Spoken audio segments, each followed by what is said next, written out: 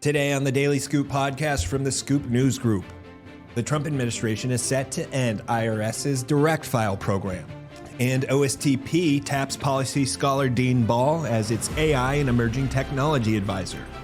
It's Thursday, April 17th, 2025. Welcome to the Daily Scoop podcast, where you hear the latest news and trends facing government leaders. I'm the host of the Daily Scoop podcast, Billy Mitchell. Thanks so much for joining me. Let's dive into today's top headlines. The Trump administration has decided to terminate the IRS's direct file program, according to a source familiar with the situation, putting an end to the free electronic filing system that congressional Republicans and the tax preparation industry have had in their crosshairs since its creation. Work on direct file began during Joe Biden's presidency, bringing together some of the administration's top technical and product minds and tapping into funds from the Inflation Reduction Act. Providing all U.S. taxpayers with a free filing tool would have put the country in line with the most developed nations. But despite what the IRS considered to be a successful launch last year, Direct File's future was murky after President Donald Trump's election and the administration's welcoming of Elon Musk's Doge into the government tech world. The pending elimination of the free filing tool was created Wednesday by the makers of TurboTax. Derek Plummer, an Intuit spokesman, called Direct File, quote, a solution in search of a problem, a drain on critical IRS resources, and a waste of taxpayer dollars. Consumer advocate groups, though, panned the Trump administration's decision.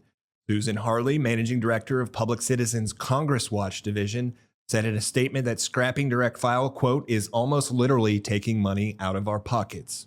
In other news, Dean Ball, a policy scholar with a focus on the intersection of history, political theory, policy, and technology, is joining the Trump administration as a senior policy advisor on artificial intelligence and emerging technology. Ball announced his new role in a post on the social media platform X, saying that in joining the Office of Science and Technology Policy, quote, it is a thrill and honor to serve my country in this role and work alongside the tremendous team OSTP Director Michael Kratsios has built. He comes to OSTP from the Mercatus Center at George Mason University, where he has served as a research fellow for the past year.